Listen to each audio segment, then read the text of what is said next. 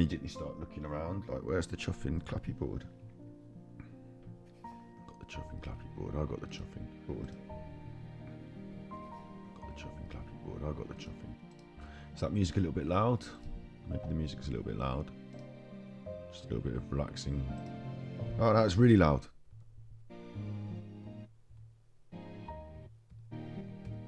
That's like the quietest I can have it. Can't you get it quieter than that? It's quite loud, isn't it? Why is it always so loud? You chuffer. I can do it quieter for you, so it's not so loud for you. But it's still pumping in my stereo ears. Quit moaning. Right, it's Mental Health Monday. What we're doing? I'm moving that around by mistake because that plate's there. That's good. That's good. Let's go to this. Shift it back around again. Now I'm shifting everything around again. I had it all set. Web browser. The old Twitch. Yeah, let's do this. Let's do this. Let's do this. Let's do this. Seems alright. Strictly legit. Seems alright. Strictly legit. I saw you quit. You're like Shakespeare without the sonnet. You're a knocked off beamer with a drop top bonnet. You said there's a bird in the bush. I got 5, let's see it. I'll play the guitar till I complete it. I'm Sinclair man without the spectrum. You rub a button. Oh wait, hang on. I said there's a bird in the bush. I got 5, let's see it. I'll play the guitar till I complete it.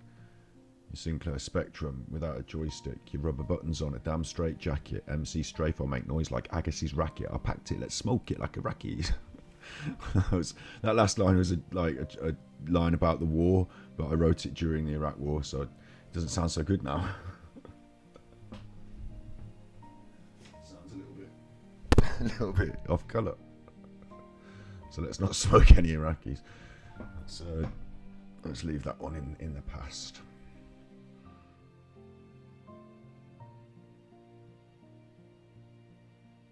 About as much. This is an old. It's just come to me now, and we've got 4 more minutes before Mental Health Monday officially starts. So, it used to go. It's just some of my old lyrics. It used to go.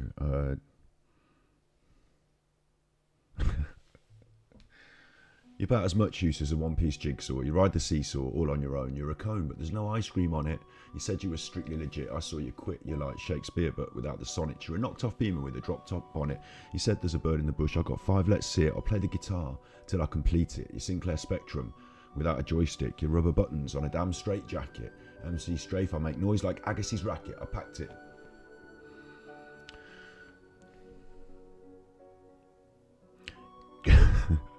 I don't play pool because I always break the balls. I don't stay in school because I always broke the rules. I don't feel cool because the cool kids are fools. I'm a Sabreur, it's all for one for alls. I don't play pool because I always break the balls. I don't stay in school because I always break the rules. I don't feel cool because the cool kids are fools. I'm a Sabreur, it's all for one for all. I got done up. I feel bad like I've been hit with the hammer. You don't look so good, you need to see Trini and Susanna. If another spanner like you gets in my works, it will send me berserk like Kohana Yamoya. I've been an ignorant delinquent sitting in the cinema, but there's other MCs who've been messing with the projector. You're right, the ace on the turn didn't help at all. I hit the nut flush with the suited connector. You better bet I'm betting big, I'm all in. I'm large and in charge when I'm yawning in the morning. I'm hauling in the favours, man, I'm calling in the depths. Pull the anchor up, it's bad enough, I'll hit the decks. I'm like iceberg cold while the whole world's manic. Other MCs get wrecked like Titanic. Other MCs are not much, we're very many. We can battle it out like Kenny versus Spenny. I think that goes into the chorus again there. I don't play pool because I always break the balls. I don't stay in school because I always break the rules. I don't feel cool because the cool kids are fools. I'm a Sabreur, it's all for one and one for all. Were you trying to make an omelette? Are you just breaking eggs? You know your girl's butter, by the way. You can't say that one anymore these days. Blow away, I'm not staying for the dregs. Better load a barrel, I can handle more. Like I carry 5 pints up across the dance floor. I've got raw meat for all you carnivores, and I roast other MCs, they just vegetables. I'm like vitamins, they're Ritalin or I'm like vitamins, they're Ritalin or ketamine, and other MCs suffer from a lack of orexin. They're like a Mogadon or a strong tranquilizer. I'm a double vodka rebel with a shot of tequila. I'm a killer they can't catch like Jack the Ripper. I'm a killer, they can't catch that Jack the Ripper. And only an MC, but I sound so sinister. That next line can't be said. You think you're better, but you wreck a kid in you. I'm a Don DJ Sterling, I'm going to slay you. So anyway, look, that music's really building in my ears. That Zelda music's just too much for me. It's just too much for me. You can chuff off. You're going to have to chuff off. Relaxing. Quiet and relaxing. That's what we want. Because, ladies and gentlemen, it's Mental Health Monday. I was just chuffing about. What's he doing? Just chuffing about. It's officially 8 o'clock. So at 8 o'clock on Monday, 8 p.m. GMT, what happens is he sits here. Hi, you're with Scott. It's 8 p.m. GMT. It's Monday. It's not always Monday. This is your left ear. This is your right ear. And what you really want me to say is that it's midnight. It's always midnight. And it's Mental Health Monday. We always do Mental Health Monday at 8 p.m. GMT here on Twitch. We've got a YouTube channel that's just like it. It's what it is. It's on YouTube as well. Look, you can't. What can't you see it? Why? Because the chat's in the way. If you want to come here and chat, you can chat. If you want to chat, you can chat. If you want to rap, we can rap. Brr, a rat-a-tat-tat. I'm just going to turn that off for a second so you can see. Look, we've got a new video. Oh, a new video. That's what we did last week. If you were here last week, we were talking about what you should do. Should you quit your job? Because Prince Harry said you should quit your job. And why did he say that? Because he's got a vested interest in a company, a startup, a mental health startup. And what this mental health startup is doing is offering sales advice to big corporations on how to whip their employees into shape, mental health shape, to be better health sales employees. And also, as a little sideline, if you want to throw them 50 quid a month or whatever and subscribe to a non-qualified person having a chat with you on the phone, then you should be able to access for free.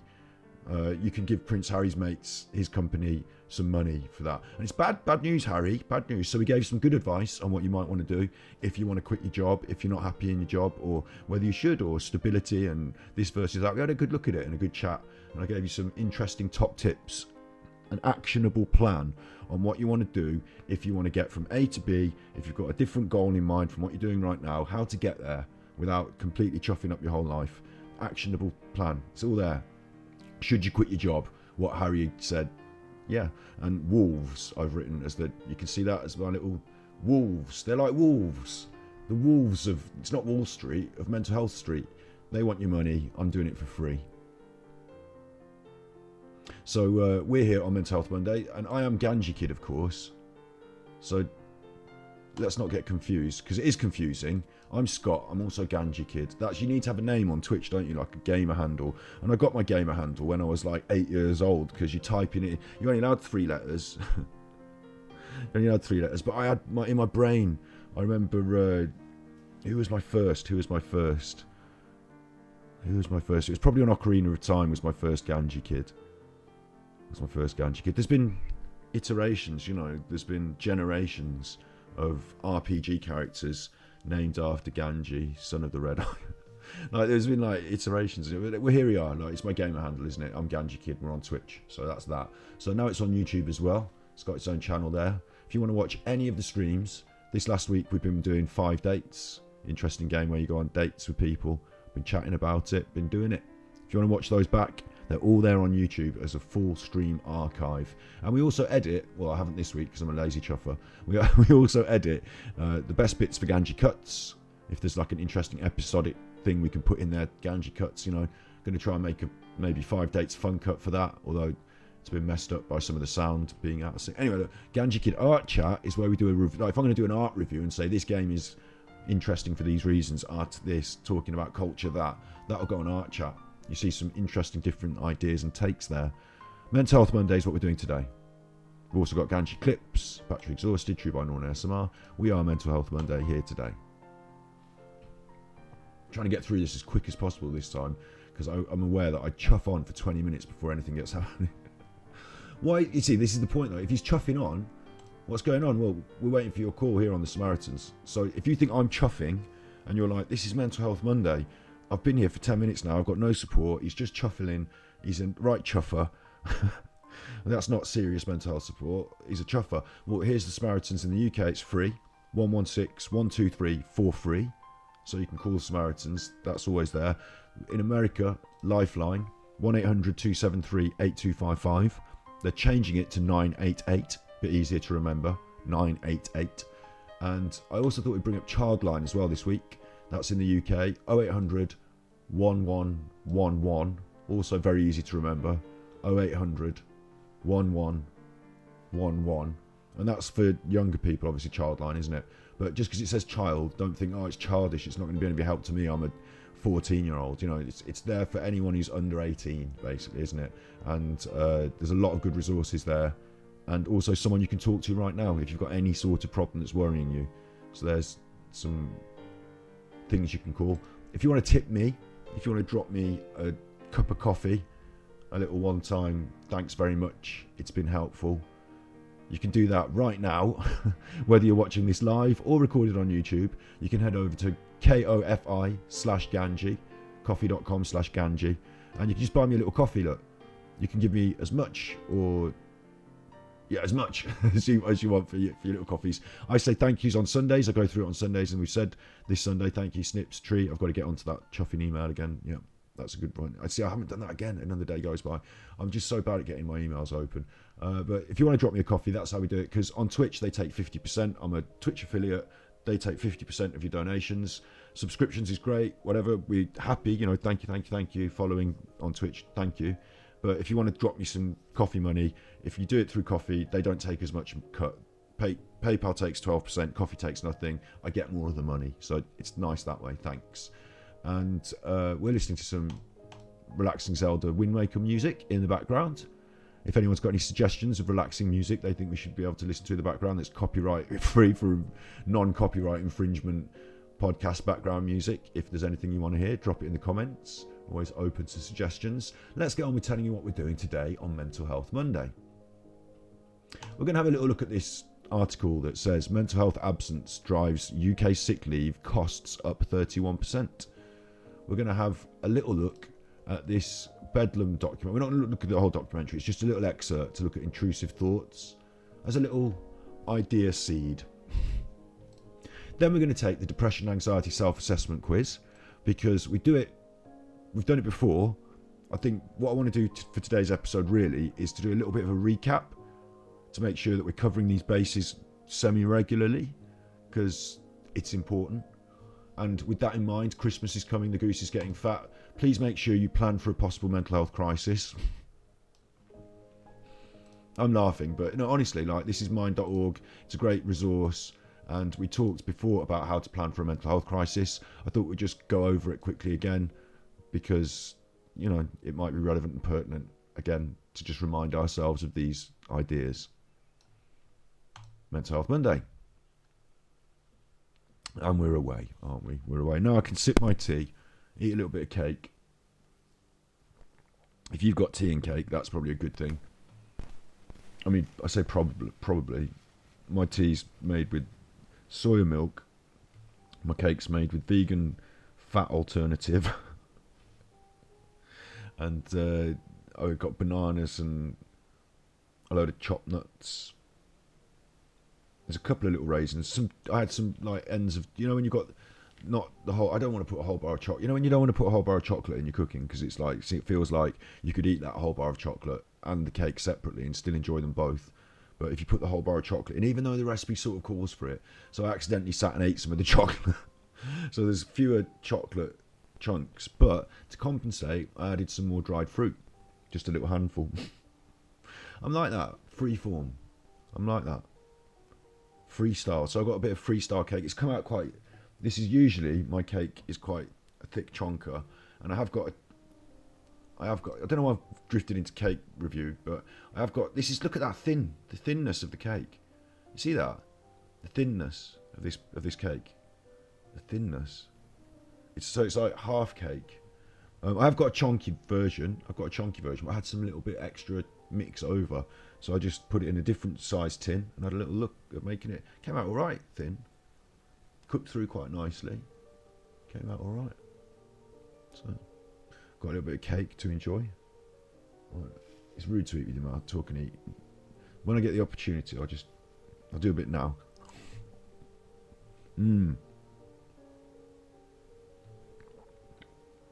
It's good for your mind. I'm talking now.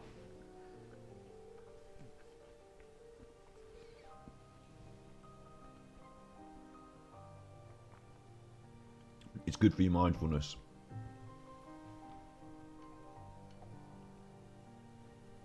I can tell that's a good bit of cake by the way it tastes. So, let's go. This is economics. Now, I'm a big chuffer.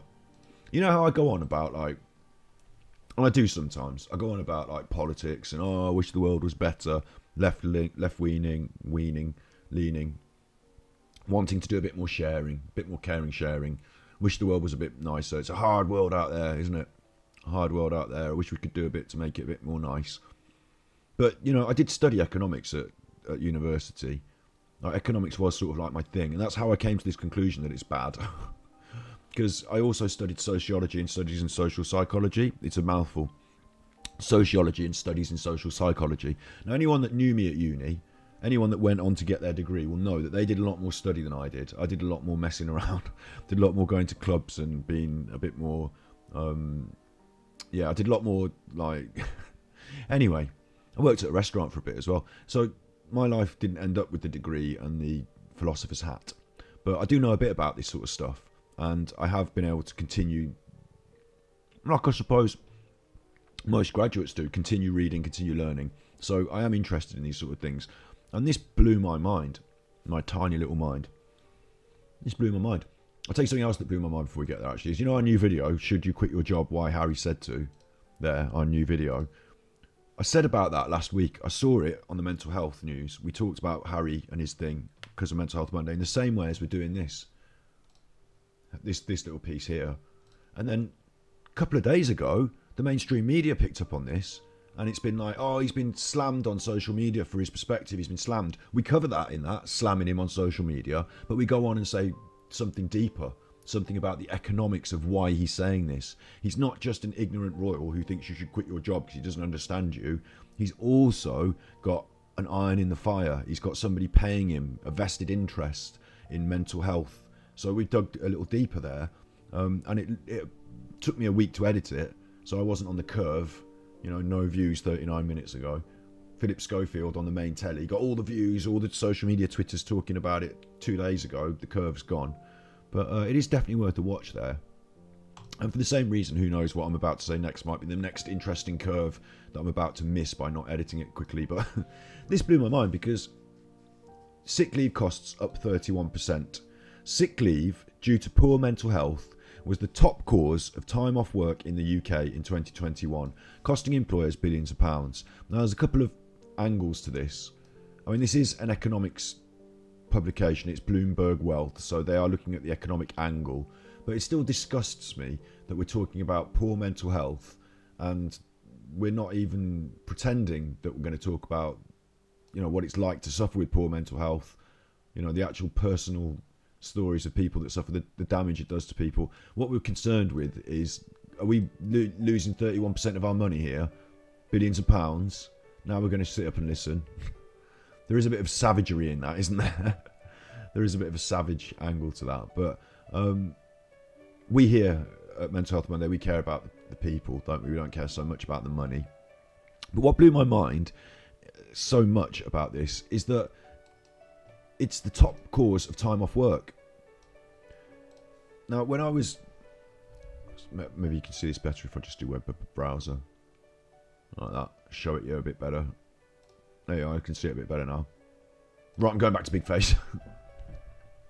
What blew my mind is when I was going through the process of working for the man. Damn the man, save the empire. Damn the man, save the empire. When I was going through the process of working for, you know, whatever employers, and I wanted to have a sick day, it was always feeling poorly sick. Oh, I've got a bad tummy. Oh, I'm feeling poorly. You know, it's that you'd ring up. Oh, I've got a sore throat. I've got the flu. Nowadays, we've got COVID going around. This is in the time of COVID.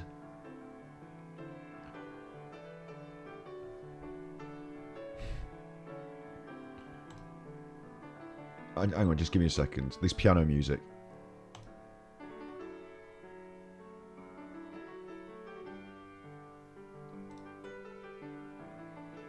My monitor is off.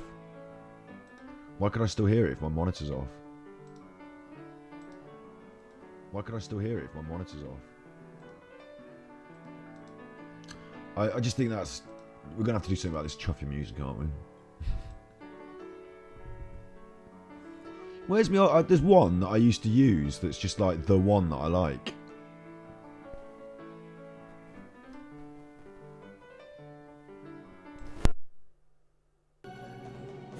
We've been there. Look, we've been to this one. This is the one. This is the one. That's better. That's much more sedate.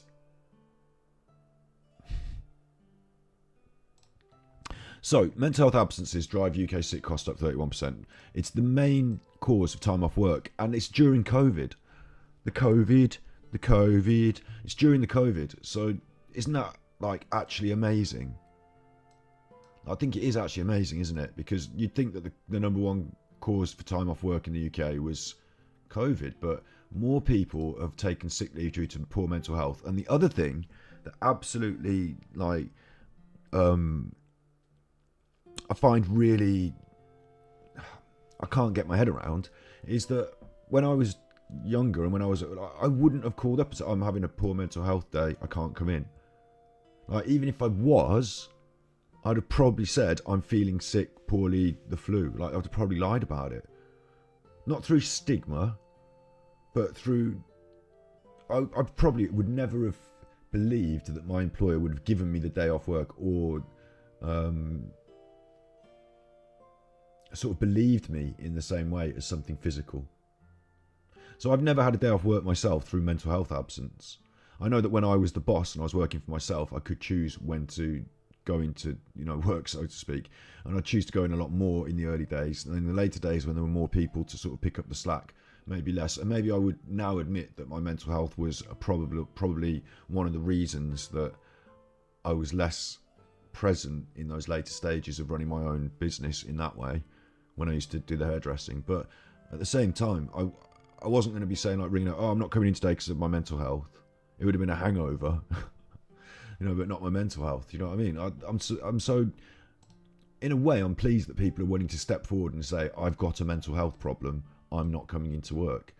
I wonder if this cause of time off work in the UK, there's a difference between calling up sick because today I'm feeling down and having 6 months off because I've come to a point in my mental health journey where I can't keep going to work and successfully maintaining my I need this time off to, coming to a breakdown or something like that. Then you have the time off in an extended thing. And with the COVID and, let's say, what is there now? There's 200,000, in America it's 500,000 families who are grieving because someone died of COVID.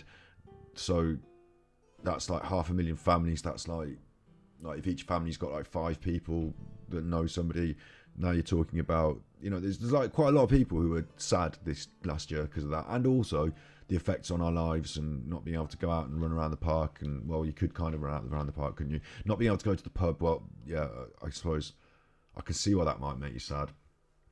The sad thing about losing the people. So maybe it's that, maybe it's the other thing. It's hard to know, isn't it? It's hard to know whether it's people coming to a breakdown and having to leave the workplace for a serious rehabilitation, recuperation, or if it's just like a few days here and there that now people are saying, they're prepared to say, I feel down, I'm not coming into work today. Whereas before they would say, I'm feeling sick, I've got a tummy bug, So that's a really interesting article. And the data is from Good Shape, which manages workplace absences for companies and has a database of 750,000 employee records. So it's not a huge figure. It's not like national figures that, 750,000. But Good Shape estimated the cost of sick leave rose by 31% before the pandemic, not accounting for the cost of hiring and training replacement staff. So they're saying it's before the pandemic as well. There's a little graph. We like graphs, don't we? Absent with leave, mental health, 18 days, average length of absence. So we're getting some answers here. from, of course, a paper which is not necessarily the be-all and end-all, because it's only 750,000 people. That's a lot. That's statistically a significant number. Average length of absence, mental health, 18 days. So are we saying that people have, in total, over a year, 18 days off? Or are we saying that somebody has to leave work because they've got a problem? It's a mental health problem. They're not going to be back in for another sort of 18 days. That implies to me, and even if it is 18 days peppered throughout the year, I think it implies to me that the levels of stress are quite high. People are reaching breaking point. That's probably what I'd say about that. I think it's less likely that people are just more likely to speak up these days if they're having a down day and don't feel they want to go into work. And I think it's still less likely these days, because I never felt that I could say that. I don't feel like coming into work. And I started, this is a good point, when I left university and started into the world of work proper, I wasn't in a good place mentally.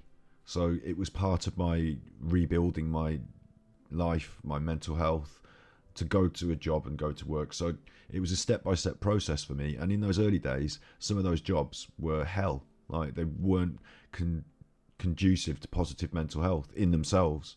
So trying to get through that process was tough. You know, getting told no for a job application. I remember going for a job interview.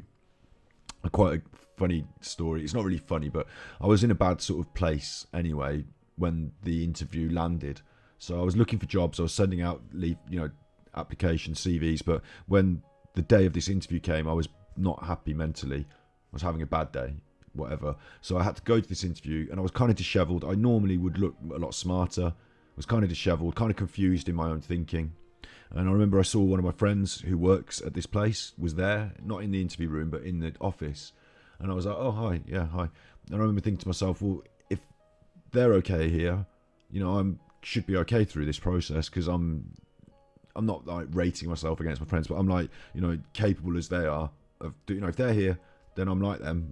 We should be good here, aren't we? And then I thought to myself, well, look, they're wearing their smart shoes, and they're wearing their. I haven't bothered with my shoes today. Oh God, no. And they've got a haircut, I haven't. And it started to ring him. I could notice that even though I'm quite academically, my CV's okay, all that, I just didn't look the part. I didn't look the part. And then when we got into the interview, there were other people lined up, and I thought, he looks the part, she looks the part, they look the part.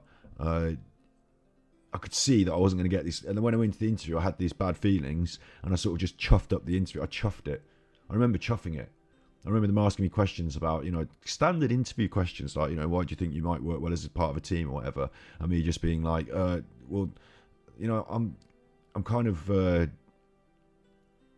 all right at most things. I'd say an answer like that, and I'd just be like, oh, well, I could feel myself, and I was getting red, and I'm not usually that sort of person, but it was just like this disaster, and I was feeling like, if I could have and said, mentally, I don't feel well to come and do this today. In those times as well, going to those jobs, going to the call centre or whatever, I never rang up and said I feel mentally incapable of sitting at this desk for this 8-hour stint now. But I did. I felt like that. Yeah. So I think it's less likely you're taking one day off here and there. And if you are, it's still indicative of a deeper seated problem. And I think that more than likely this 18 days at a time,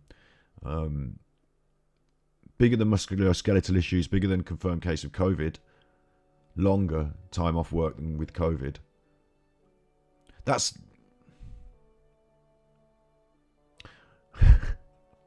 It says here, if you've had a confirmed case of COVID, the average time you were off work was 5.8 days, which isn't even as long as the... Like, this is a different story now, so let me finish what I'm saying and then I'll complain about the COVID.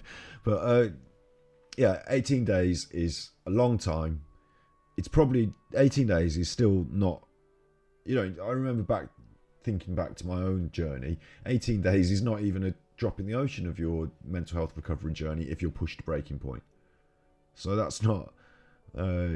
these people are still going back to work with the stress and the struggles. They're just, coming to the end of what is reasonably allowed them at work for sick leave, aren't they? It's been nearly a month. You're coming back now.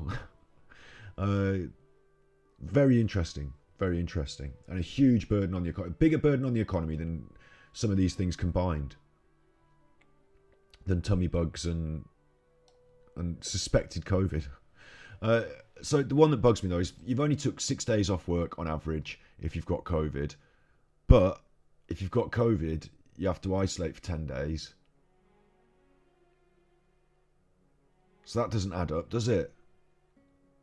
Who's going to work when they're supposed to be isolating? That's why it's spread. Oh. Anyway, government workers took the most mental health related sick days. This is different kinds of jobs. So if you work for a government agency, you took the most kind of sick days. It's a bit vague, isn't it? It's a bit vague. I mean, that probably means ministers, doesn't it? They've probably swangled every sick day they could for holidays in Tuscany. I'm guessing.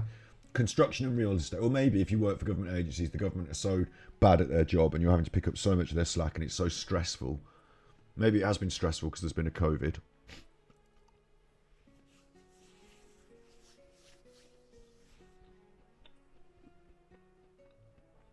These are just mental health related days. These are not any other kind of...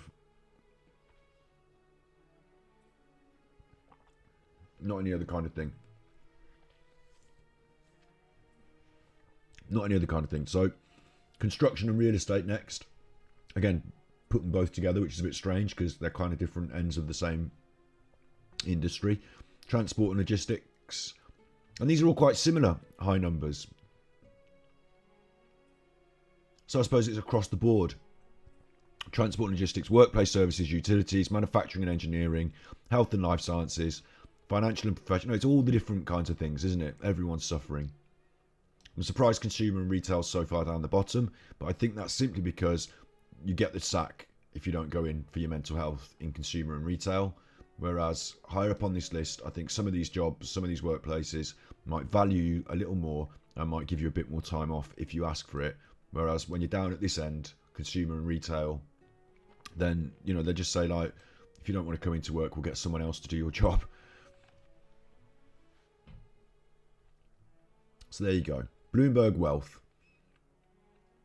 And what they're saying there is that it's a financial problem. The pandemic has meant that across all industries, more is being expected of people and budgets, said Alan Baker, Good Shape's Chief Executive Officer. The good news, though, is that business community is realising that performance is inextricably linked with well-being and insight. Why is that the good news for you, Alan Baker? I don't know. It is good news. It's a bit of a surprise that we're in 2020 to 2021. We're in the modern world, and they've only just realised that if people feel like shit, then they're not going to do well at work. Should have said chuff, usually say chuff, but that's, you know, the economics made me cross. So there's part one of Mental Health Monday. I hope you've enjoyed that. I like just bringing up the news stories. I know that we can't offer complete solutions, because my complete solution to this is to drastically reorganise the way businesses operate, to drastically change the way society judges success, to put more and more things in public ownership, so profit, whilst, you know, getting a good value and a good service and product is important, using it, exploiting it, so that smaller and smaller people can get richer, groups of people can get richer and richer. Not my thing. I don't think that works for this. And I think it's not going to... I think the market would probably just rather scrape off the people who are absent with... You know, if you're off for 20 days, the marketplace would rather be able to sack you and just bin you off. Like, not... This is not ethics. It's not anything else. It's just the pure... let me go to my big face, and let's hope I haven't... Because I went on to a different picture and I hope I haven't cheffed up the big face, and let's hope I haven't... No, I'm alright. I'm still talking in sync. So, what the market... And I'm just talking economics here. Just the... nuts and bolts of the market, the computations, no human emotions involved. The market says if you're going to be off because of your mental health, then chuff off. We'll get someone else to do your job. You're not useful to this company. You're not efficient. So chuff off.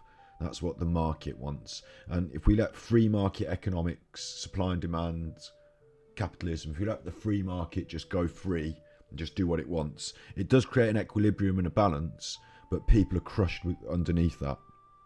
There's no provision for disabled people because they're not as useful. So just not have them, not support them, not, stuff like that. Street lights, well, I'm not leaving my street lights on out there, me paying for them, so that any old chuffer could just walk through.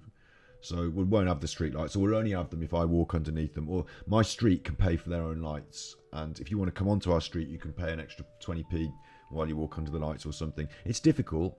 Maybe we just put the street lights on and just all share the light and just all pay into a kitty, and it's more sensible, isn't it? We do that. So in the reality, we don't let the free market reign free. We don't let it just do laissez-faire economics. Whatever the business model, whatever the printout says, that's what we should do, supply and demand. We don't do that. We don't do that. The truth is they create demand. They create demand, and through marketing, that's a different conversation. But the truth is that we regulate the markets. We put things in place. Socialist maybe ideas, like sharing ideas. Let's not get too bogged down in the capitalism and consumerism, socialism and all that. No, sharing, being nice to each other, so that we can help people live their lives in a productive way. And overall, it turns out even the economists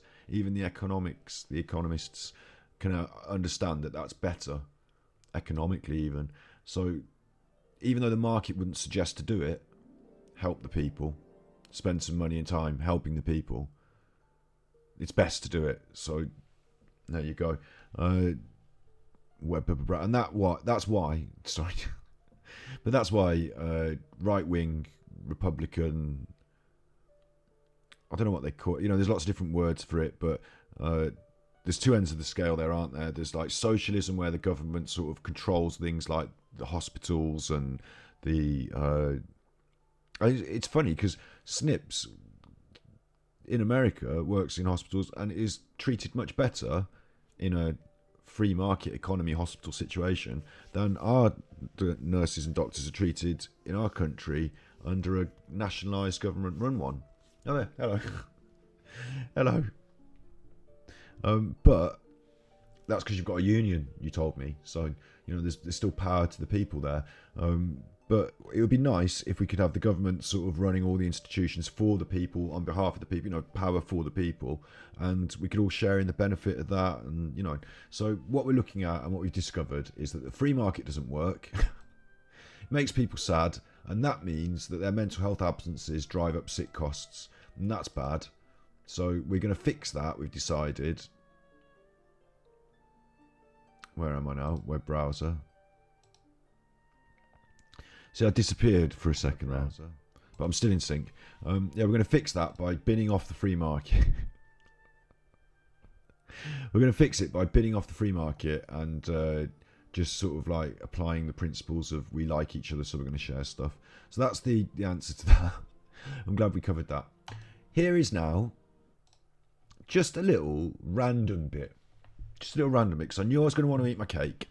This is a little note on intrusive thoughts and how we all have intrusive thoughts, and we can all, in a way, sort of potentially succumb to them, and how easy it is to just open up the door of, if you're stressed, like we've just seen, you can be stressed. We're all stressed because of work.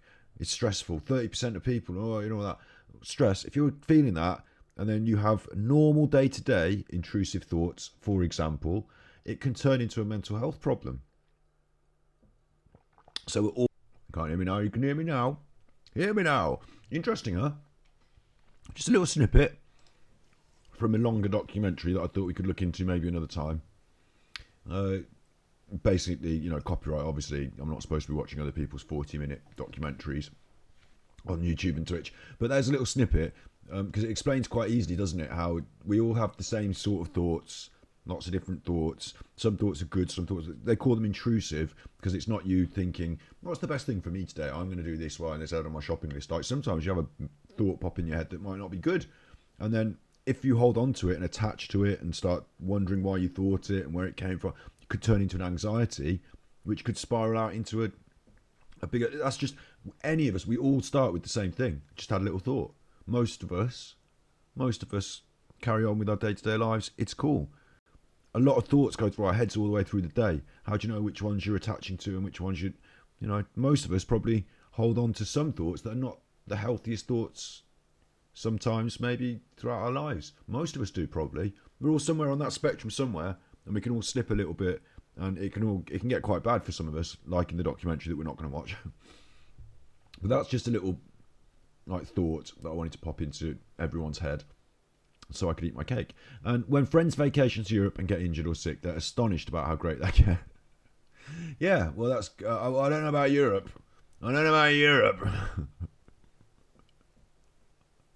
I don't know about Europe. I don't know about that Europe. In the UK, we have the finest National Health Service in the world. In that Europe, in that horrible Europe that we Brexited out from because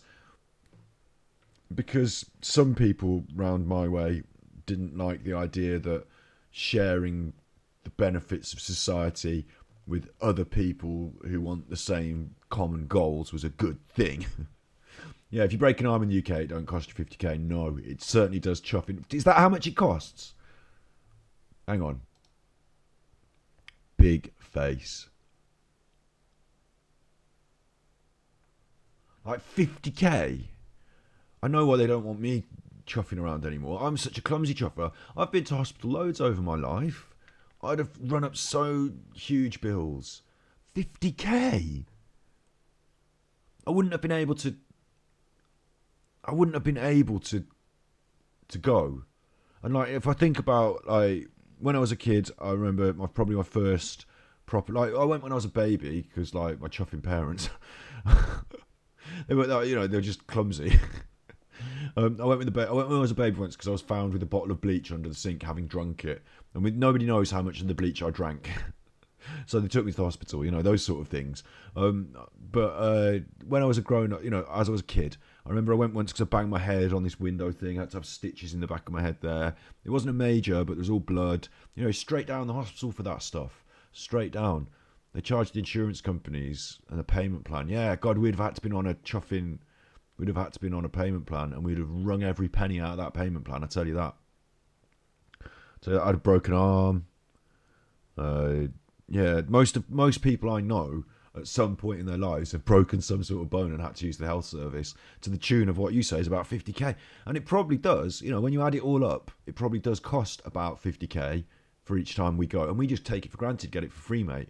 But then again, I do pay tax on everything I buy, on everything I eat, on everything every penny I spend is taxed on the value added tax of me buying the things in the market. They tax that. And then I spend tax on things like fuel and stuff like that. And of course, if you earn the money, they tax that as well. So I do give them quite a lot of money for that. So I don't mind.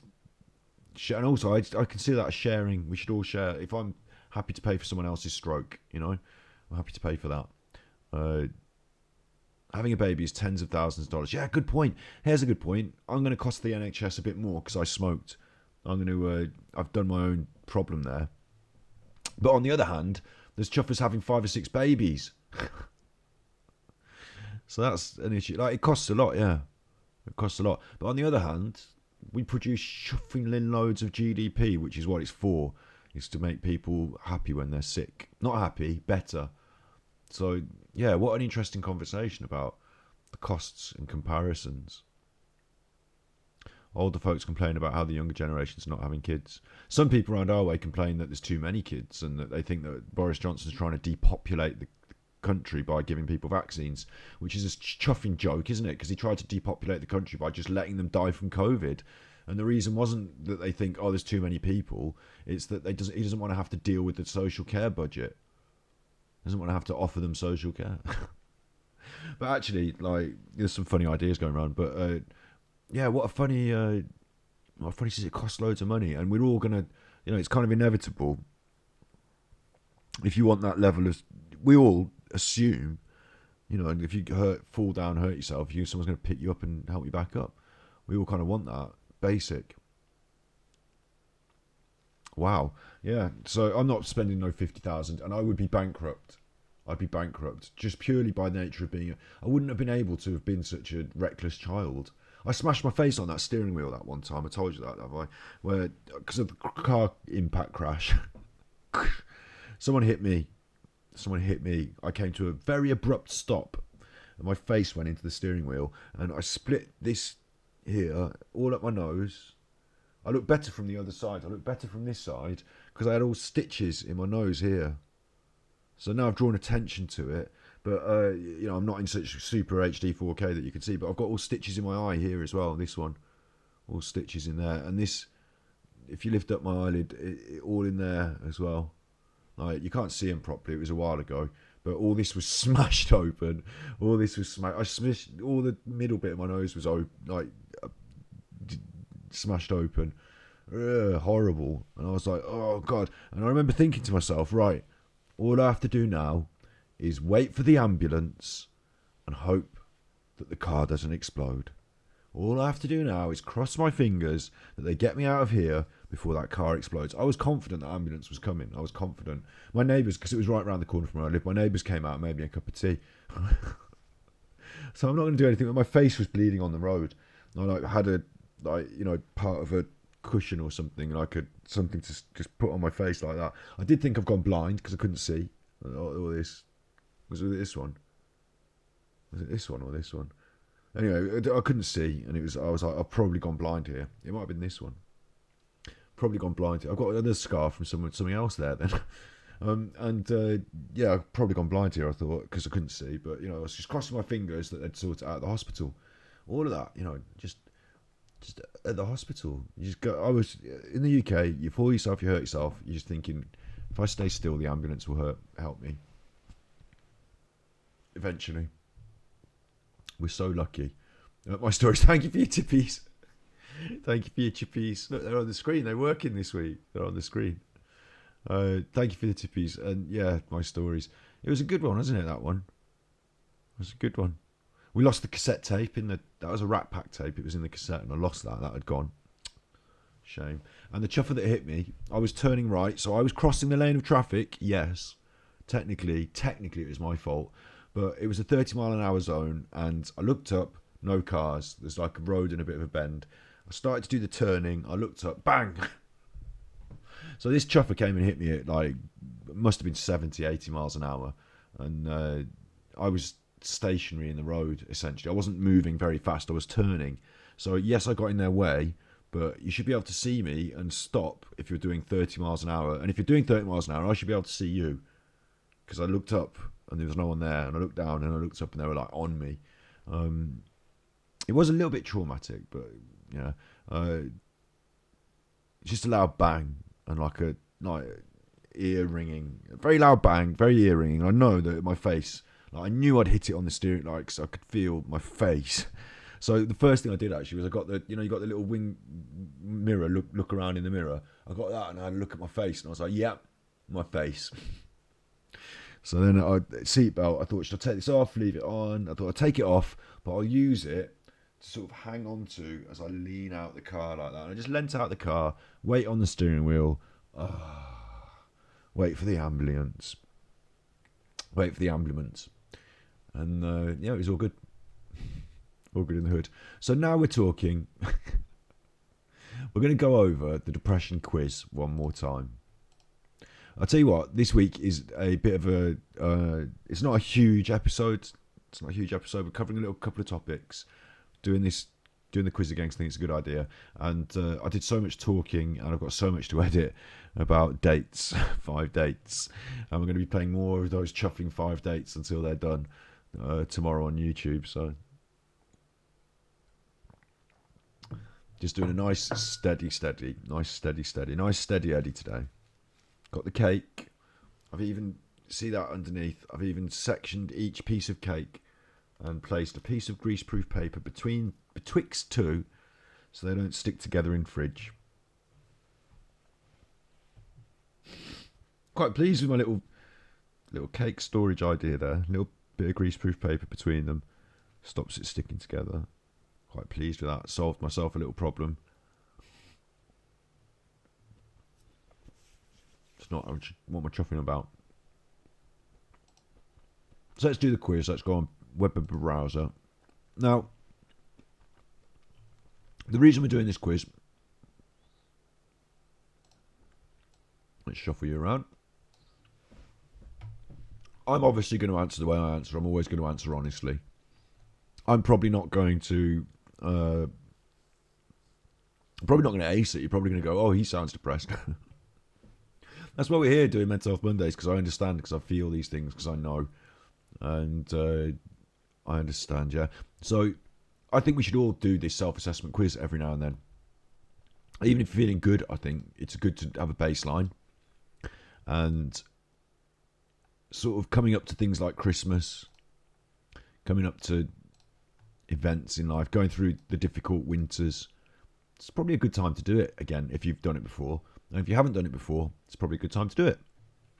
Depression, we've done it before on stream, but we're going to do it again, and we're going to do it regularly, because it's, you know, not every day, are we? We're not going to do it every day, but it's good to keep touching base with things like this.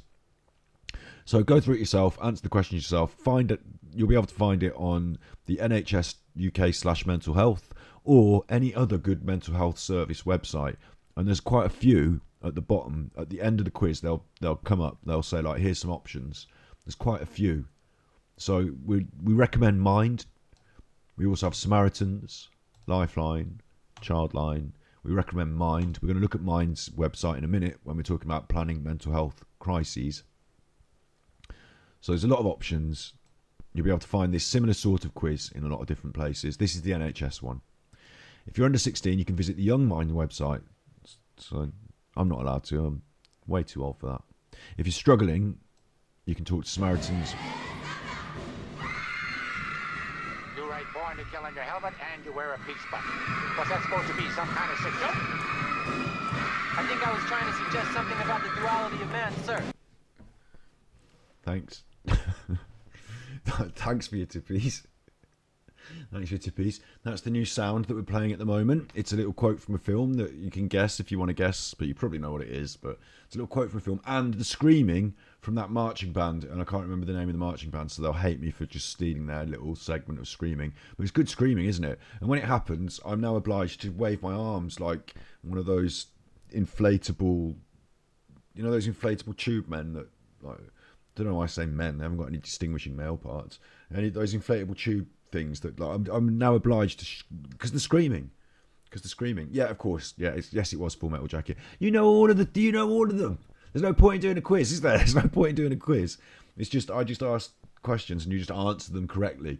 That's no. In fact, you could be on the quiz team. You should do the questions. Yep, it's Full Metal Jacket. It's a good one. I don't know why it popped into my head when I heard all of those Japanese girls screaming. But, yeah, you have to write us some quiz questions. Write us some quiz questions and I'll try and answer them for a stream. That'd be good, wouldn't it? Question 1. And I've got Google, but you can't see that I'm using Google. I've got to do it really quietly so you can't hear it in the microphone. I'll have to quietly Google. You got to try. I wouldn't Google. I wouldn't. I'd rather want to know if I knew it. I'd rather test myself than just cheat and Google. I'm only cheating myself, aren't I? You're only cheating yourself. Web browser. Let's start. How often have you been bothered by feeling down, depressed or hopeless? It's an interesting question because it asks, how often have you been bothered by it? Not how often have you felt it. Not how often have you felt it. I'm assuming if you felt it, it bothers you. Let's say that. With each question, think about how you've been feeling over the last 2 weeks. So it's recent times, 2 weeks. How often have you been bothered by it? Not at all. Several days. More than half the days. That's like more often than not you feel like that. Nearly every day. Nearly every day is like, you know what that is? That's all the time. So feeling down, depressed or hopeless nearly every day. I'm not going to take... I've been in a place where I've ticked that one before. I'm not going to tick that one. Definitely not. I'm not going to say not at all. I always like to do these, looking at the extremes and then coming into the middle to see where I land. I'm not going to say not at all. Well, there have been a couple of days I've felt really down, depressed and hopeless. Not completely lost to it. I'll tell you a good example.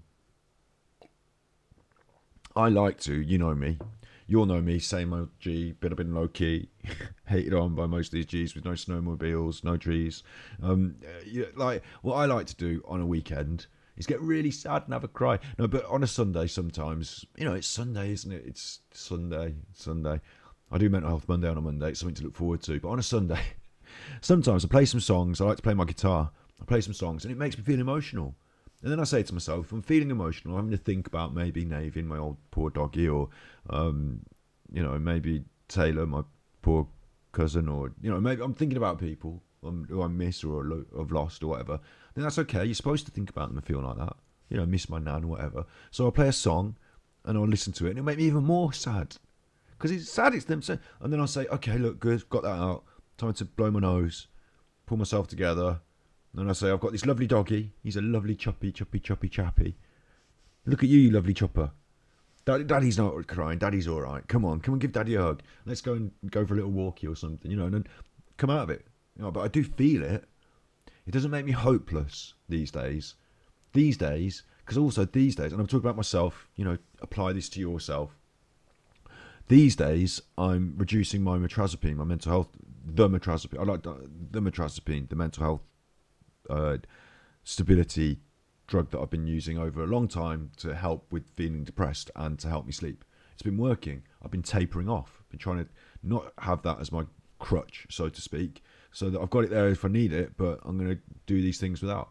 And I'm feeling good about that. That's why I'm doing it. But it doesn't mean that I feel good every day, because of course I'm doing that. So I recognise it, deal with the feelings, feel them, move through, move forward. So definitely not at all. Definitely not nearly every day. Not more than half the days though. Like I said, it was a Sunday thing this week. It wasn't all the days, it was a Sunday thing. All week I felt tired and down, and the editing's been difficult because things were out of sync in the edit. The sound was out of sync with the video because for some reason, I don't know, it didn't completely sync me. It happened almost every day. So why aren't I saying nearly every day? I have been bothered by that every day. But for some reason, I'm not instinctively saying that. So that's good, isn't it? I'm going to say several days. This is, they're close. Hopeless is quite heavy. I'm going to say several days. It's worth thinking about these things, though, isn't it? Even if you do this quiz sort of once every 6 months, it's worth thinking about these things. Next. How often have you had little interest or pleasure in doing things? And that's things, isn't it? That's things. That's things like the quiz we were just talking about. Well, it seemed like we were having fun, didn't it? We were going to... Yeah, so I'm okay with that. I've been interested in our streams. We've been playing that game. I've been all right with that. There have been times where I don't really feel like joining in, where I don't really feel like getting out of bed for the thing. I've said to myself in recent... Because we've gone on a year's journey here. We did this self-assessment at the start of the year, back when things were tough, before we've been streaming. Now I've been streaming for a year. I've got goals, I've got ideas, I've got podcasts to get to. I've got a little growing guest list of people who I want to send emails to, who are realistic potential podcast guests. I've got pleasure in that. I've got pleasure in playing on the virtual reality. I'm looking over there, you can't see it, the virtual reality rig. I've got pleasure in playing the games. And then I have to say to myself when I wake up, look, get out of bed, because you can live your best life here, and you've got what you want to do. It's a bit of a luxury prison, I know, there's COVID and there's restrictions, but I want to get out of bed and I want to work on my edit, and then I want to prepare for my next stream. I want to do that. It's fun. So don't lie in bed thinking, I feel bad. Get out of bed and let's get on with it. I've been saying that to myself, like actually saying it to myself in the morning, so I can say, like, come on, let's wake up, let's do it. So how often have I had little interest? Before I would happily sometimes have said nearly every day, more than half days. At the moment, I don't want to say not at all, because the edit was tough this week and I really didn't enjoy it. So I'm going to say several days. But not more than half the days, and not nearly every day, and not in the same way as I used to. So this is hope. Like if you're watching this and you're saying nearly every day, more than half the days, don't worry.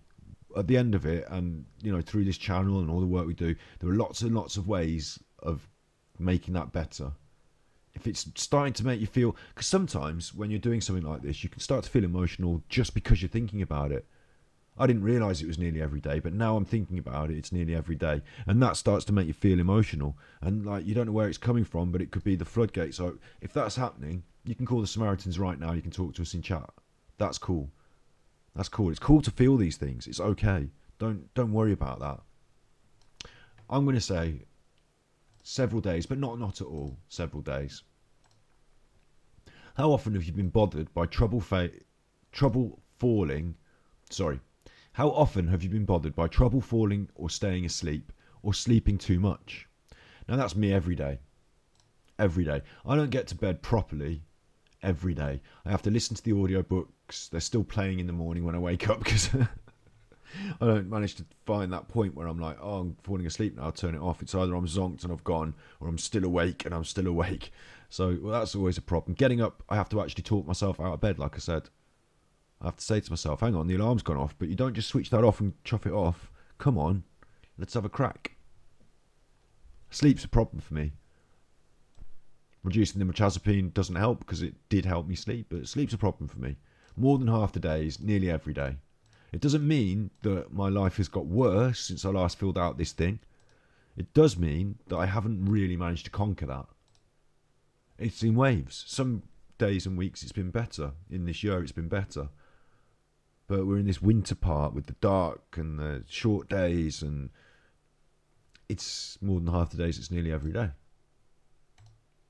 How often have you been bothered by feeling tired or having little energy? Again, nearly every day, because when you're sleeping difficult, when you're not sleeping properly, as everybody who's ever suffered with any sort of mental health disturbance knows, one of the first things to go is your regular routine patterns and your sleep. Nearly every day you feel a bit tired or a bit lackluster. Certainly at the same times as other people. Other people are up at 9 o'clock and they're on the bus and they're smiling and waving and they're eating their sandwiches at 12 o'clock and you still can't even get your head together nearly every day. But it doesn't mean that I haven't had enough energy to have a crack at it. It doesn't mean that I've been so bothered by it I'm going to be defeated. So there is hope there. If you're watching this and you're thinking, well, he can't even do it. What's good for me? There is hope there. But nearly every day, what's wrong with that? Having a bit of a problem with your energy levels nearly every day. Well, it sounds like an issue. Maybe I should be eating more regularly. Live on stream now, I'm just thinking, yeah, you know what? Over the year, haven't improved that enough. Need to eat more regularly. I eat healthy, but do I eat healthy enough because I'm not eating my breakfast because I'm not up, and I don't like to do any eating until after lunch because I'm still feeling a bit groggy from, that sort of thing. I need to get up earlier, eat more routinely. Because otherwise my energy's not going to be tip-top, is it? If I'm not eating my tip-top porridge, breakfast, whatever, my nuts and berries, then I can't expect it to be. And I need to sleep better at night. How often have you been bothered by a poor appetite or overeating? Again, not every day, I suppose, not at all, but more than half the days or several. That's me. That's my life. How often have I been bothered by poor appetite or overeating? All of my life. I don't know. It is mental health pertinent. We did an episode on eating disorders. I don't know if I fully qualify, but I will not eat until, like today, that cake that you've seen me eating is the first thing I've been eating. It's now 8 o'clock. It's nearly coming up to 9 o'clock. I'm not going to have my full substantial meal until after the dog has been walked. So I tend to fast throughout the day. But then again, I don't get up as early as most people. But when I do eat, I don't mind eating a bit extra sometimes. I don't mind overeating and the nice things I like too much cake, too much chocolate. That can happen. That can happen several days. More than half the days. Does it bother me? Does it bother me? It does now. I'm answering the questions. It didn't when I was doing it. I'm only going to say several days. How often have you been bothered by feeling bad about yourself, or that you're a failure, or you've let yourself or your family down? That's a really big, heavy one. And if you're reading this and it's the first time you've done it, you're going to feel emotional about that. Thank you, Blackbird. We're not going to be buying followers and viewers. So I don't have the... Not only do I not have the finances, what would I want with empty followers and empty viewers? How would I... I'm trying to reach real people with real ideas so that they can improve their lives for free. It's supported by the good people in the Ganji Puka Warrior crew, like Nigel, like Snippy Snips, like Capital K, like Tree, like Nathan, and you can be on the Patreon, you can do the tippies. That's financially sustaining us at the moment until we can build up to a podcast and a studio sponsor sort of thing. But at no part of that model does buying followers and viewers come into it. And I do believe, Blackbird, that there is a potential for me to say, why don't I pay for one of my videos to be advertised, or even you do that fake viewers thing, the Filipino, call center or watch my video, and it boosts it on the algorithm, and then it serves it in front of more people, and then maybe more people watch it, maybe. But that's just going to happen that once, and then I've spent the money and that's happened. And I'd rather we just managed to do this because it was valuable to people and that they saw value in it, saw that we were honestly, with a good open heart, just trying to do something good in the world once a week. And that for no bigger reason than that, I'm not saying it should be like followers and views. We're not going to be Ludwig. We're not going to be PewDiePie. We're not going to be like some massive thing because of this. But hopefully, like somebody, we've already, this month, this year, this process, this year of what we've done, we've already helped, off the top of my head, definitely helped 2 or 3 people with some definite, clear, actionable advice when they've been feeling down. So for that's a win for me.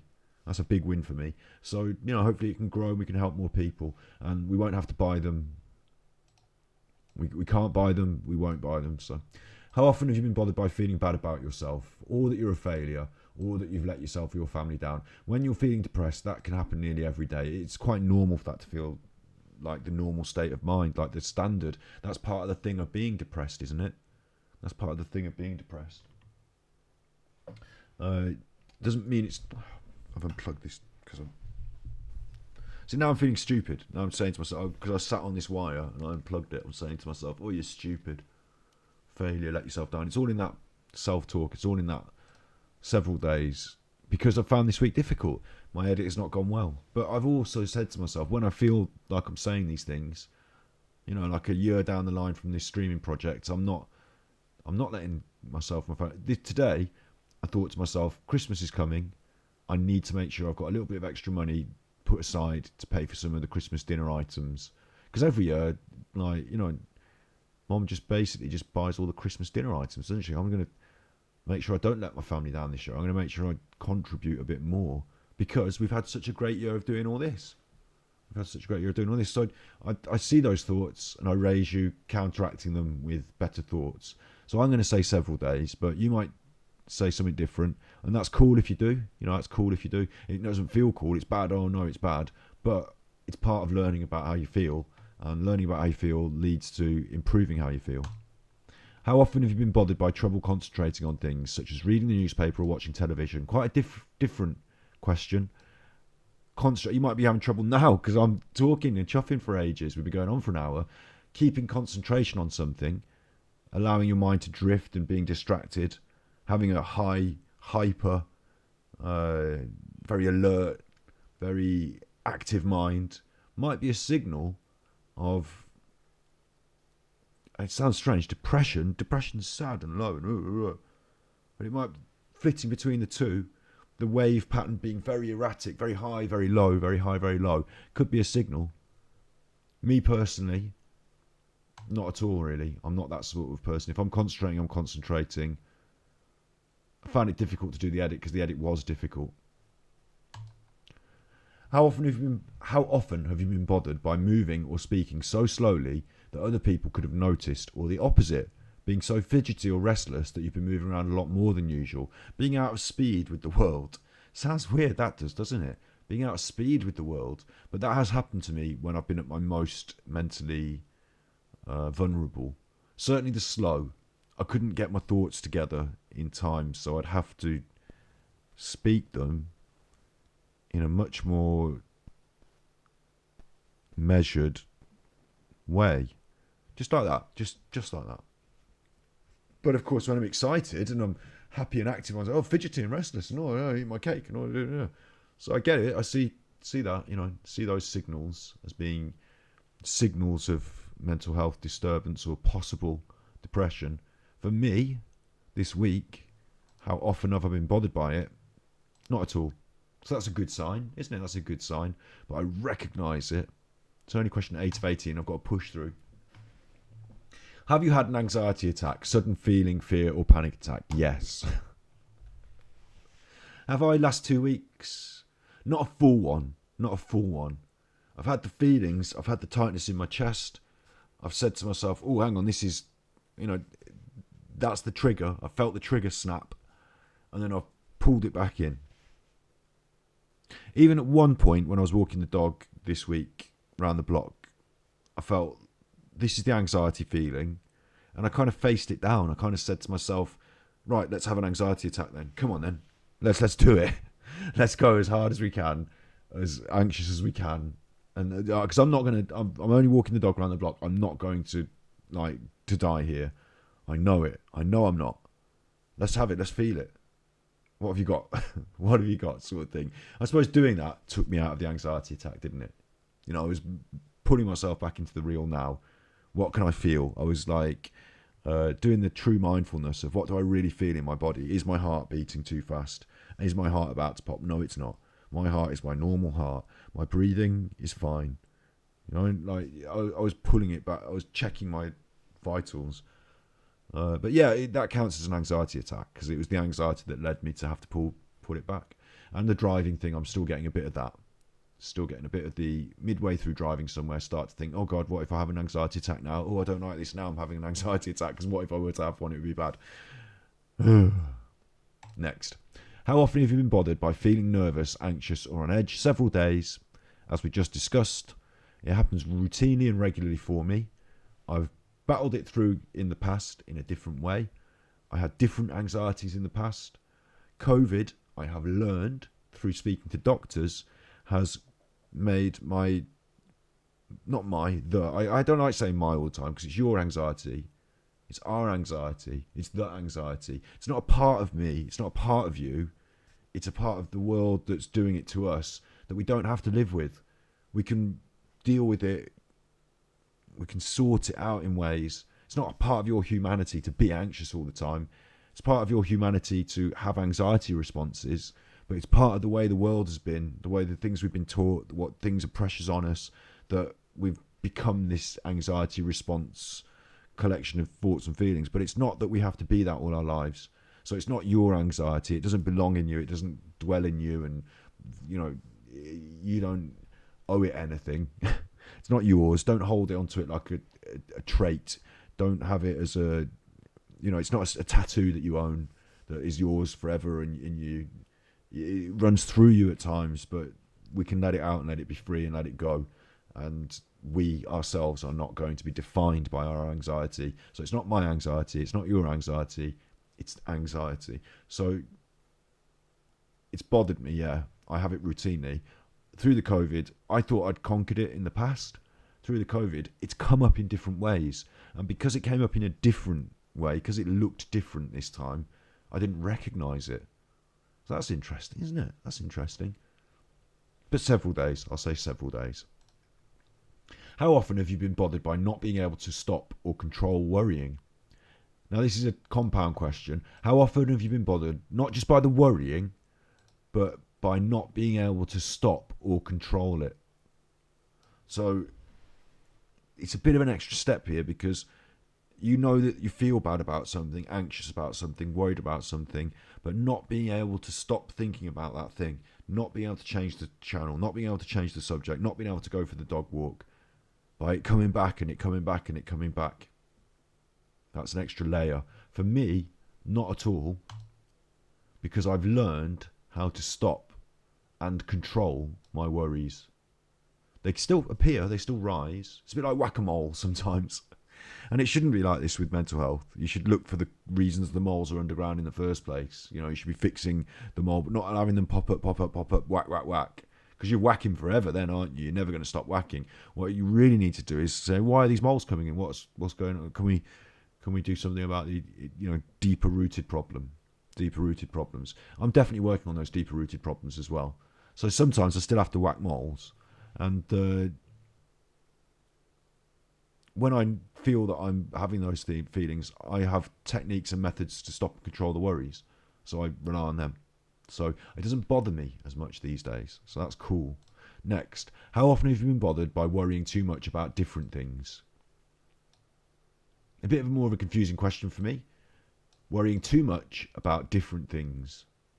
So maybe it's okay to worry about COVID. It's okay to worry about certain aspects of life. But maybe you're worrying about that, and you're worrying about the weather, and you're worrying about the dog, and you're worrying about the money, and you're worrying about, maybe you're worrying about everything. Different things, too much about different things. Again, simple questions. I'm not doing that every day. I'm not doing it, not at all. Maybe several days, maybe not at all, because I tend to have one panic thing that hits me, and then I'm like, oh, this thing. And then I put it back in. I don't think I tend to worry about that, and then I'm worried about this, and then I'm watching the telly, and now I can't understand about the consequences. Although I am concerned with Prince William's advice to people, with the treatment of the Uyghurs in China. I'm worried about a lot of different things, actually, yeah, when I look at the world and the news. So maybe several days. Next. How often have you been bothered by having trouble relaxing? That's a funny one. Trouble relaxing? Bothering? Just relax then. Relax then. Why don't you chuffing relax? Why don't you chuffing relax?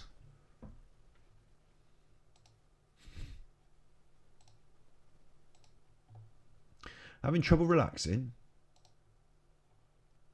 What do you mean, having trouble relaxing? Not at all. Several days, more than half the days, nearly every day. Can you find it different? Can you wind down? Is it easy? Or do you still tense at the end of it? I'm going to say not at all. Because I've got my techniques and I find they work. So I'm happy that I don't have trouble relaxing. I have trouble finding the time to relax. I tell you what I do several days, I will say, is that when I'm supposed to be calmly working, if I'm being interrupted and not getting where I'm supposed to in work, and at the end of it I can see the deadline being missed and my own targets not being hit, then I get angry and agitated. Just leave me alone. Just leave me alone. I need to concentrate. A good example, my sister might come round. She's just popping in. To her, it's just the afternoon. She's just popping in. I'm at this point of, if I just get one more distraction, I'm not going to get this done, and then that's my day ruined because I can't get it uploaded. She comes in. I don't even want to talk to her. I don't even want to. I'm just like, I'm editing, and I make it clear. Like, I might close the door or just have my headphones on and just editing. I'm at work. It's rude to just come into my office and start talking to me when I'm at work. It's not, leave me alone. But then she's gone, and then I'm like, oh well, now I'm finished. Like an hour later, I would like to talk to her, but she's gone. So I've chuffed that up. I was moody and angry. She gone. I can't relax. Should have been able to say, okay, work's not finished right now. She's turned up right now. This is going to have to happen an hour later. I'll do it later. Relax. But I can't do that. That's the bit that drives the right headphones on, door closed, because I can't relax, isn't it? Because I can't relax. So several days. Interesting. Next. How often have you been bothered by being so restless that it's hard to sit still? We've had that before, haven't we? I suppose we've had fast and slow. Now we're talking specifically restless, so you can't sit there. And that's an interesting one, because I've felt, certainly when I've been emotionally distressed, that simply sitting there is like in your pit of your stomach. It's like turmoil. I can't just sit here. I've described to my friend before about how... this one might make you laugh, but I've described to my friend before about how when I'm working on something that really agitates me in terms of a endurance test, like if you were data entry on the computer, where you just have to type in numbers and it's like boring and you're just watching and you're typing and you're watching and typing. I said to my friend, when it gets you in the bumhole and you have to stand up because you can't sit there because your bumhole starts to... And he's like, what do you mean, your bumhole? I don't know, it's like I get cramp in my backside because it's a mental, it's not a physical, it's a mental saying to my bumhole, like, stand up, just stand up. It's like I can't, it's like a mental cramp that radiates from my backside because I'm so chuffing bored of sitting in the same place doing the same. That's one. Restless, hard to sit still. But another one, a different one, has been I've been so depressed that I can't just sit here. And it sounds stupid, doesn't it? I can't just sit there. That's the easiest thing to do, just to sit there. But sitting there is the bit where you can think about the bad thing. And then I just need to move. I'm uncomfortable in my skin. I don't know if you've ever had restless legs when you've been lying in bed before, where you can't quite get comfortable in bed. It's like I get this kind of thing where my leg feels a little bit crampy, maybe a little bit crampy, restless. That can happen from depression. I'm going to say not at all. It's quite a severe one, that. Next, how often have you been bothered by becoming easily annoyed or irritable? So, I don't know if this is an easy question for us all to answer. Probably all of us would say, definitely not at all. We've all become irritable, haven't we? We've all got irritable. We know what that's like in the last 2 weeks. Something's annoyed us. Nearly every day, maybe. If it is, problem. More than half the days, maybe. If it is, problem with the world, because the world annoys you. Now, I actually think, honestly, it's okay to be annoyed at the world. But then I think that because I'm annoyed at the world all the time. Maybe I need to let it go because the world is what it is. Sometimes, there's a balance, isn't there? There's a balance. So my problem that I have is that I'm angered that, like, when we do a stream and I start to get chuffing going, we had the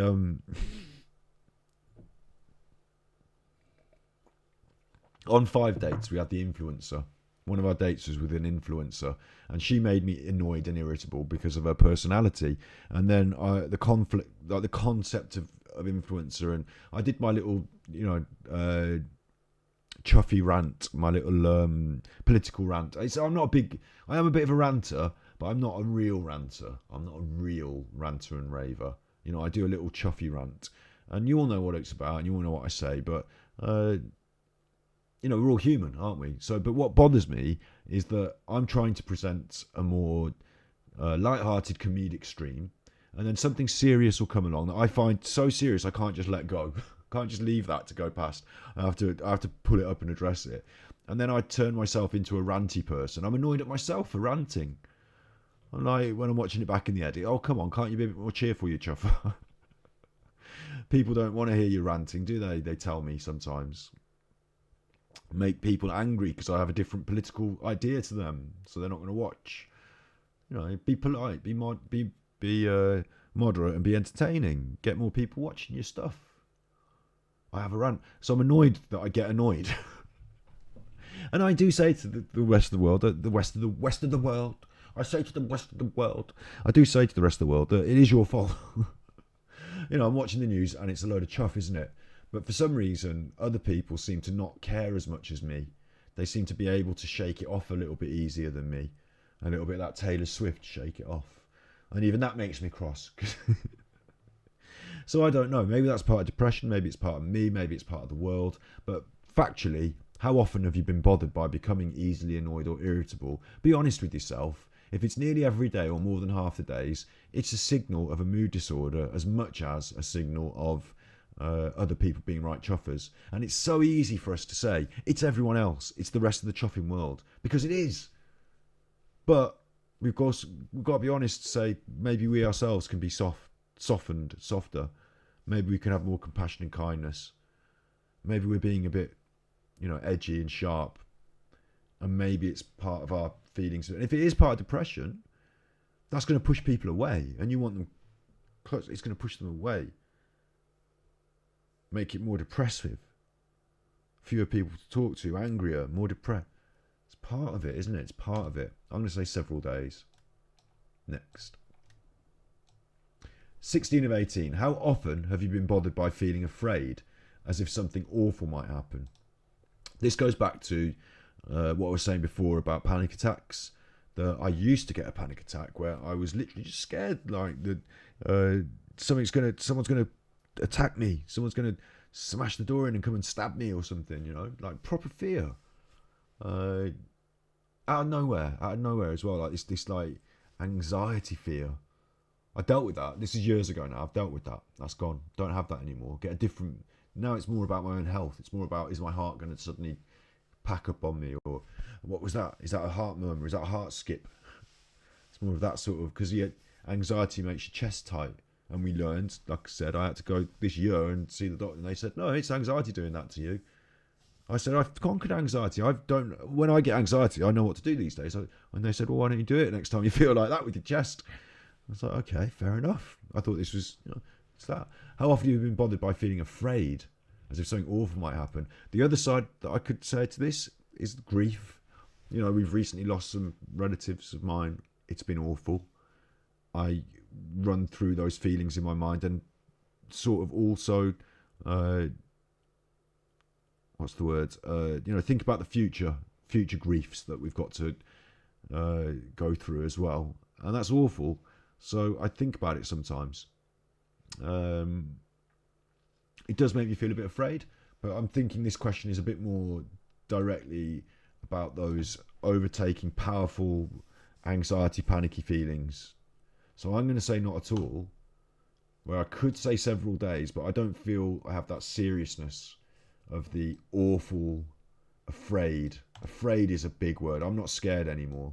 I just am more sad. So I'm going to say not at all.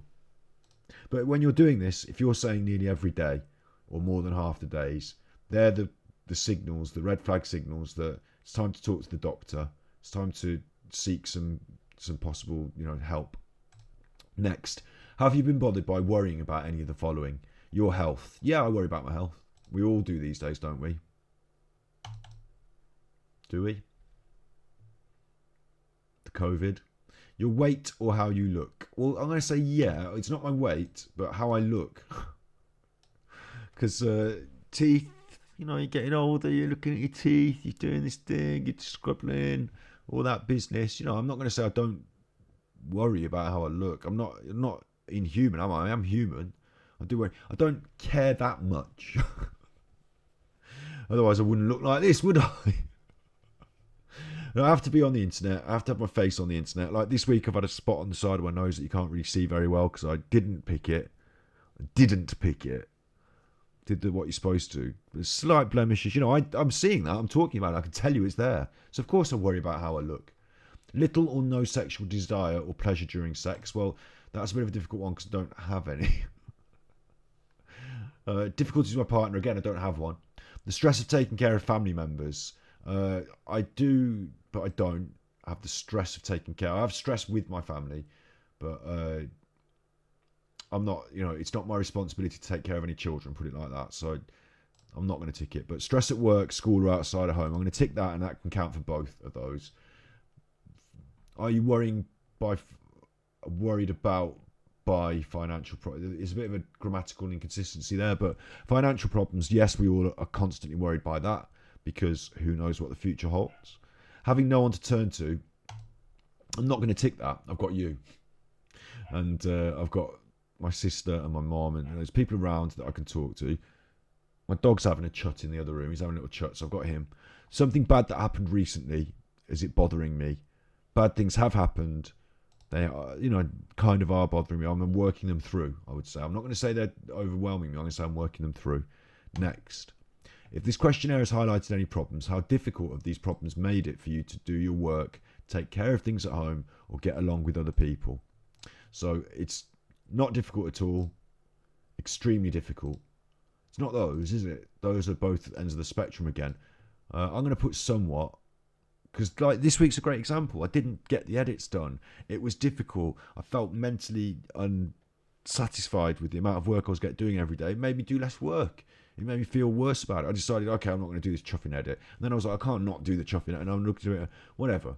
We're in the new week now. We've got more content being produced by me that I've got to edit. So maybe it doesn't matter. Maybe this week we didn't get such good edits. Maybe next week we get better ones. I can move on. So not extremely difficult. It's not ruined everything. But it's not been easy.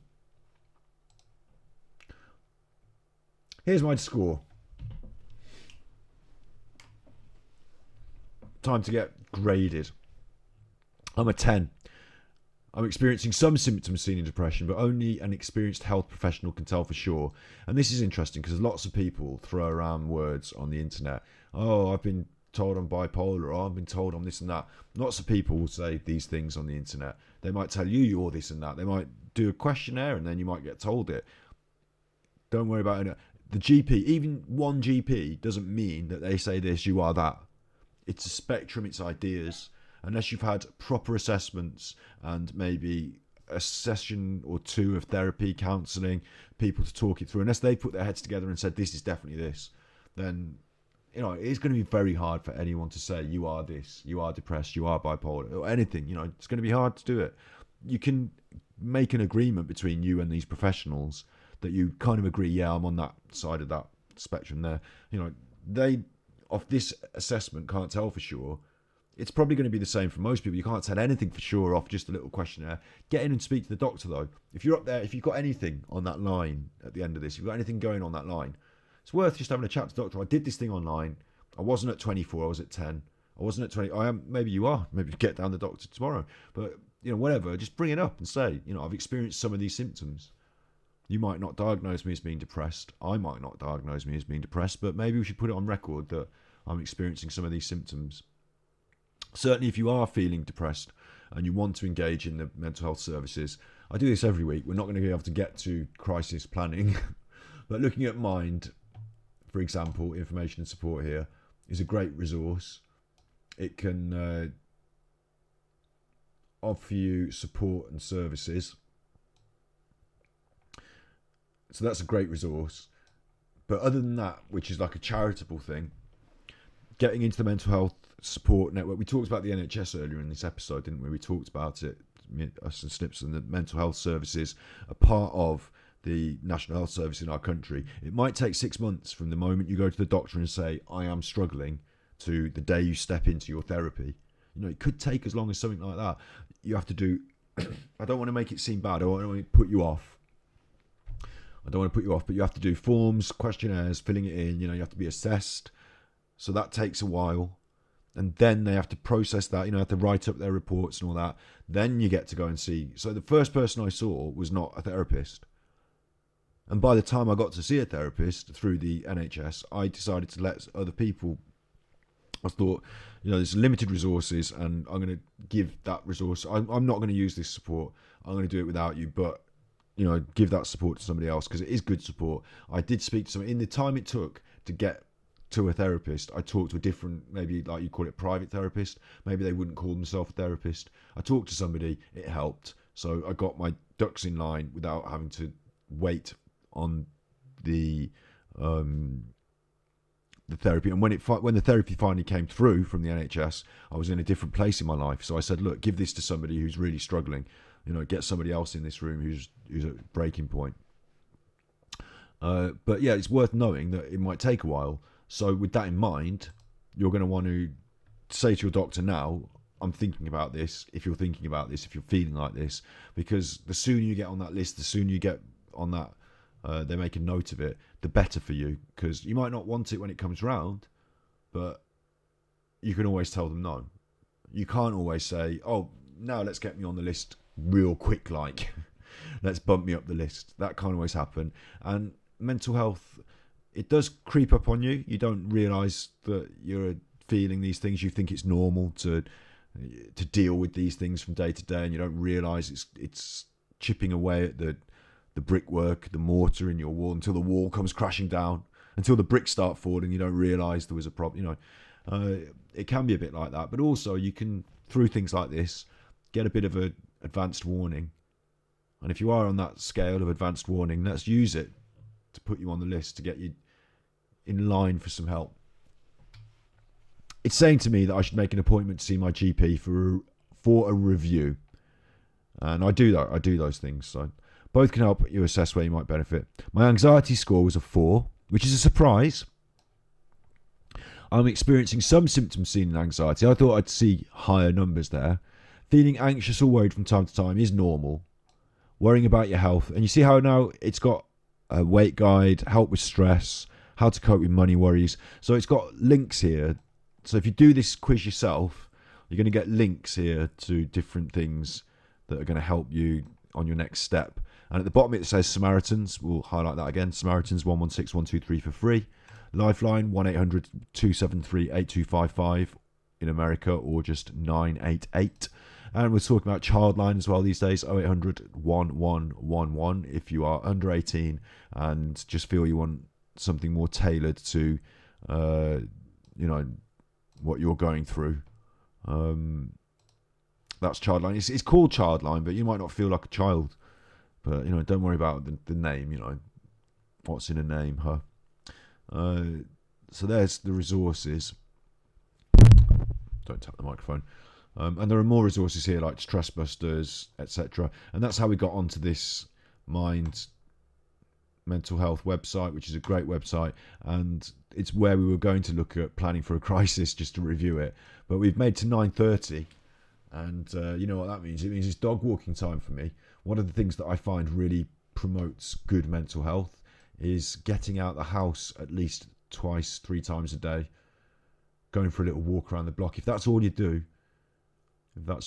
just a little, it gets your physical, you know, it's good for your physical well-being to be moving and mobile and a little bit of activity. It's not hard exercise, of course, just wandering around the block with the dog, but it's good for your mobility. I also go to the woods once a day if I can make it, and do a bit more heavy trudging.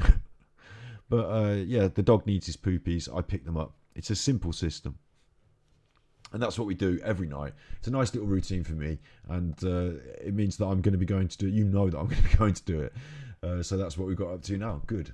I'm happy. You're happy. We're all going to get ourselves a little bit happier. If you want to tip me at coffee.com, this is Ganji Kids. Buy me a coffee. Coffee.com/Ganji. You've seen Tippies did it today. Snippy Snips. Snippy Snips. Tippy Tippied. So I called you Tippies and you are Snippy Snips. Tippy did that, and it did the music, did the sound, and we all waved our arms. So that's good. And you will find us on YouTube, Mental Health Monday. At any point in your journey, you can come here, check through these videos, find something that might be pertinent, get a bit of a boost. Some of these videos are about the past, about what they used to do in mental health. And there's a little short bits clipped out of what we do in our episodes. And some things are like we've done today, more clear-cut, actionable tips on how to deal with life and make things a bit better. Hopefully this will build into a valuable resource for you, for anyone. If you know someone who's suffering, this is a final point I'm going to make, is I know it's a bit of like, oh, I'm shilling for myself here, but I know someone, I've got a friend who's going through something at the moment, and it's not like they're close enough that I'm going to ring them up and be like, okay, so someone told me this, and you're going to, too big face for this. It's really weird. As far as we are along in all this, and as modern as I am, you know, I've still got mates that like we're lads, we're boys, we're mates. I'm not a patriarchal sexist myself. But it is difficult to ring someone up and say, so I've heard this bit of information. I think that information is that you're going to be sad. There's something going wrong in your life. There's something going bad in your life. So here's me. I don't ring you all the time. I've heard this information. I'm worried about you. And the thing I'm worried about is that I know what it's like to feel sad and to feel down. And I know that's how you feel now because of this thing I've been told has happened to you. So I'm here for you. I know you don't want to talk to me, really. I know you probably don't want me to know these personal things that are making you sad. You probably feel a bit embarrassed because that's how I feel when these personal things make me sad. I don't ring up all my friends and I don't put it on my Facebook, just got dumped, or like, you know, he's having trouble with his health, or, you know, whatever. Like, whatever it is that makes you sad, or do you know what I'm saying? Like, these examples of, like, I've got a big spot on my nose. It sounds like a silly thing, doesn't it? It sounds like a silly thing. Like, that's just an example. A spot on my nose. Don't take a picture of it and put it on Facebook. Take all my best pictures, put them. Don't, all the things that make you sad, I don't say that. I've been dumped loads of times. I've been sad loads of times. You know? Whatever it is. So I find out this thing about my friend, not because it's on Facebook, because someone who cares says something. And then I can't just ring them up and say, someone told me they care. They'd be like, why did they tell you? It's my private business. And I'd be like, look, I care. And they'd be like, I don't really want to talk about it. And I'd be like, yeah, well, all right then, lads, I'll see you in the pub. You know? Like, it's not good enough. It's how it kind of is. It's not the same with all of my friends, but, you know, we've all got friends that we know that are extended friends, or friends that we're quite friends with, but we just don't kind of speak often, maybe. I don't know. Whatever it is. Maybe I'm different. Maybe you're different. Maybe we're the same. So my point is, and what I'm trying to say, is what I did was I rang up a different friend who is close to them and said, look, I know that I'm not going to ring up this person and sort of speak about their business behind their back and then to their face. But I'm ringing you not to speak about their business behind their back, but to say that I've heard this thing. and I know you're close to them, and I care. So if they want to talk to me, can you let it be known that I'm here to talk to them? And if they don't want to talk to me, or you think it's a bit impudent of me to put myself forward as like so something bad's happening in your life, talk to me. I don't talk to you usually, but now I want the gossip. If it's like that, then don't worry, just you talk to them. But can you talk to them for me? Can you give them a call? Because I'm worried about them, and I know you know them quite well. You probably have called them yesterday, but can you just keep an eye on them for us? Can you keep an eye on them so it doesn't get really bad, so that you spot the signals? Because now I've said it, you'll look out for the signals, won't you?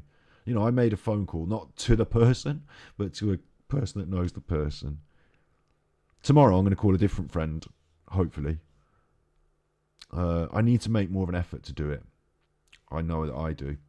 So what I'm saying to you is not just that, to call your friends, not just that, but also make them watch my videos. Look at all these. I've turned myself off, turned myself back on. Look at all these. Am I out of sync now? Probably ruined it right at the end. Look at all these. Am I out of sync now? Probably ruined it right at the end. Yeah, I've ruined it right at the end. Great. So, but look at all these videos. I'll turn myself off again just to make it better. Look at all these lovely videos. If you know someone that's suffering with anything that could be helped with one of these lovely videos, where's my browser? There's my browser. Let's move it a little bit so you can see them all. We started out.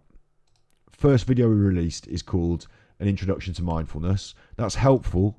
Teaches you all the basics on how to do mindfulness. Grief is a big video. It's a big video. It talks about the grief cycle. Escape the anxiety trap. I mean, that's huge, isn't it? Unlock the secret of mindful eating now. Eating mindfully. Exam stress checklist. Everyone does the exams. It was big on my True Binaural channel. So there's a real actionable checklist, not just me saying it's going to be okay. How to get out of bed in the morning. Eating disorders explained. Crushing anxiety. Are you depressed? Take the quiz 6 months ago. So every 6 months we're going to review that. Look at them all. They're all there. Look, there's videos, different topics. Find something good in it. If you know someone that's struggling, I know that you can send them any video. It doesn't have to be my video. It doesn't have to be my video. But if you know anyone that's struggling, send them any video. Talk to them. And if it can be my video, that's better. But let's get this, let's keep this conversation rolling, and let's keep the links, the chain links. Let's not lose people. Let's not lose people anymore. That's all I'm sort of saying. And I know that now I've chuffed it all up because I'm now out of sync, and I've got cake to eat, a dog to walk. You've got to be good, and if you can't be good, then Prince Harry is going to make you quit your job and then come around asking for his money.